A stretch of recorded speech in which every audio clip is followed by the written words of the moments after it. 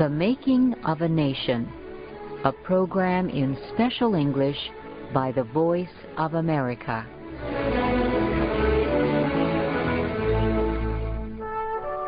This is Shirley Griffith. Today, Steve Ember and I continue the story of developments during Thomas Jefferson's second term as president. In the early 1800s, Britain and France were at war with each other. The United States remained neutral. President Jefferson did not want to become involved in a war. He believed it would destroy all the progress he had made.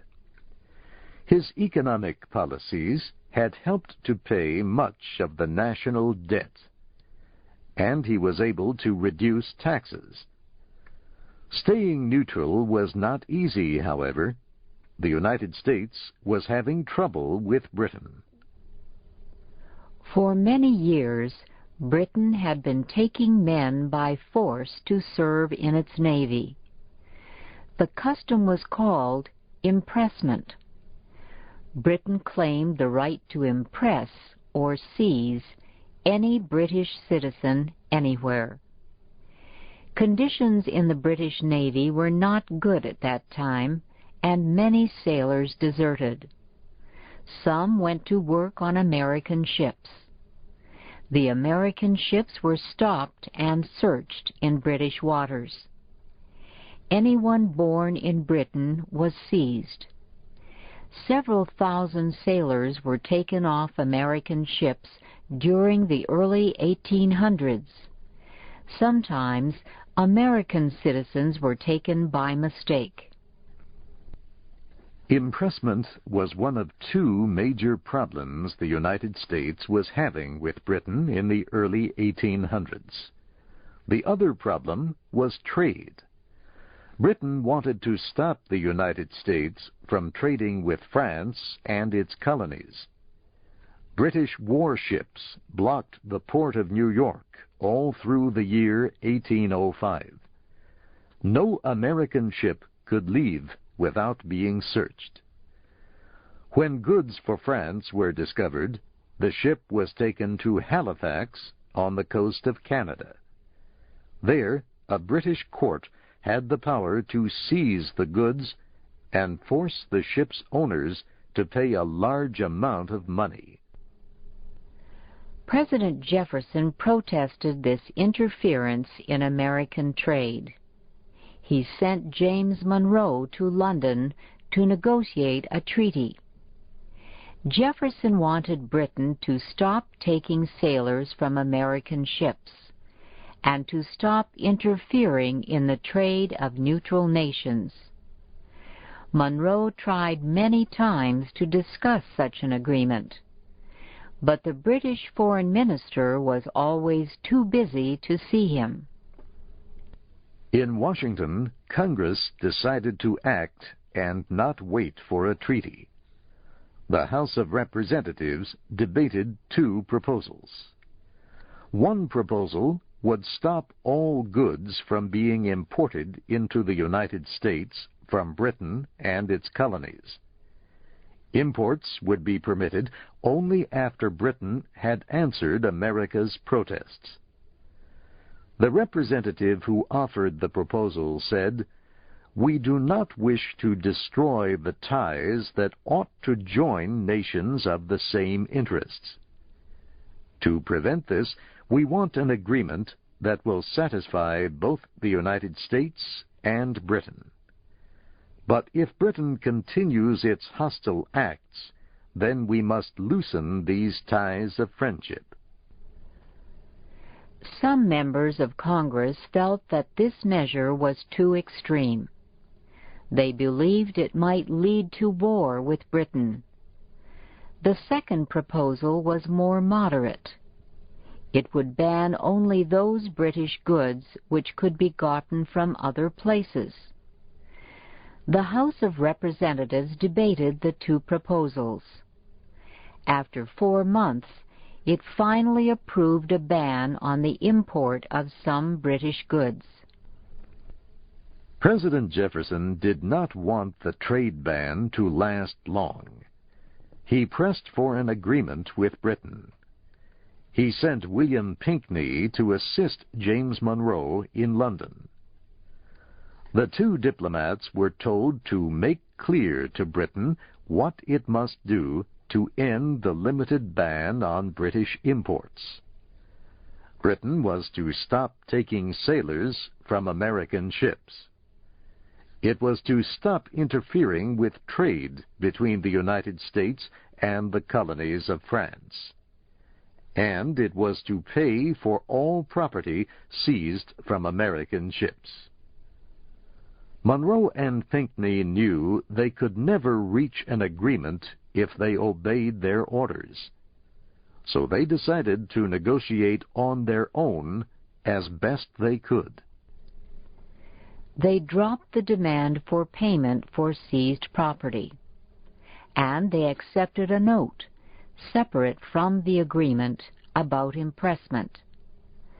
The note promised that Britain would be careful not to seize any more American sailors.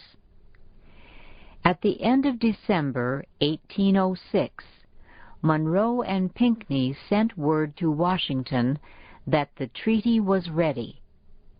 But from the way their note was written, it seemed the treaty might not be satisfactory.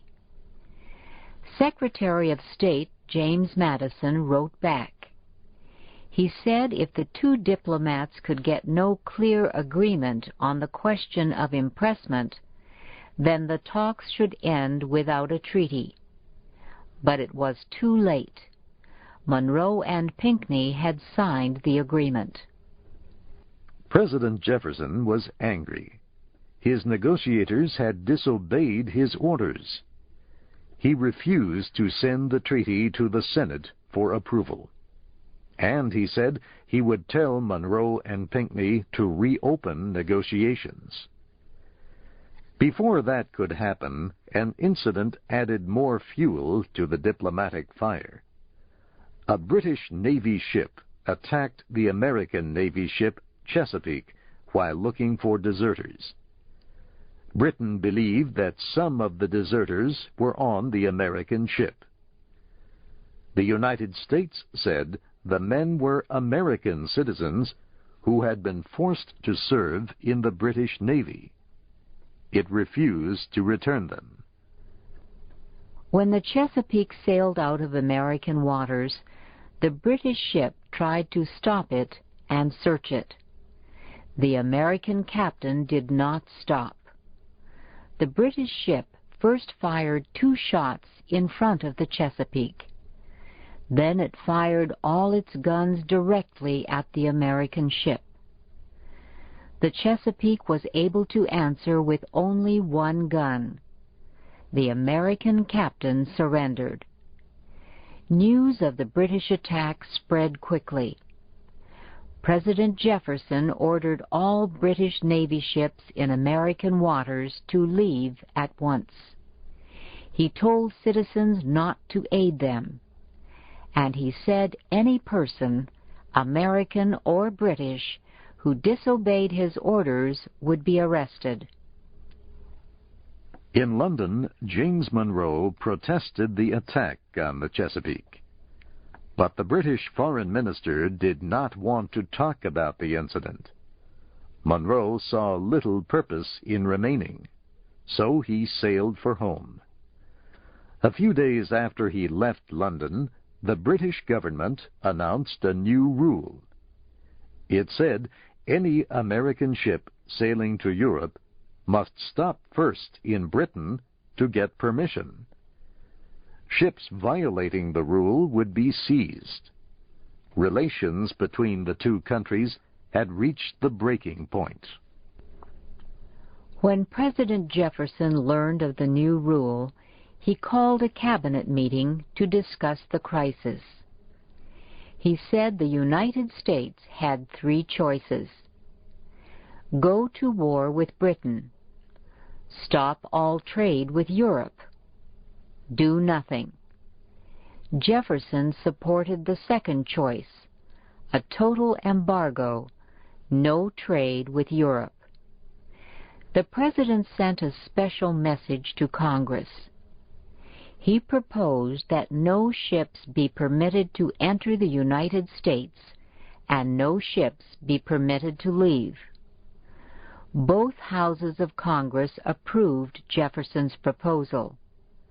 He signed the measure in the closing days of 1807. Jefferson later explained why he thought the embargo was the best choice of action. He said, if American ships had sailed out of American waters, they would have been seized by Britain or France. That would have forced the United States into war. Jefferson said it was far better to stop all communications with these nations until they returned to some sense of justice. Jefferson's decision and continuing tense relations with Britain caused problems through his final days as president. The situation did not improve for America's next president, James Madison. That will be our story next week.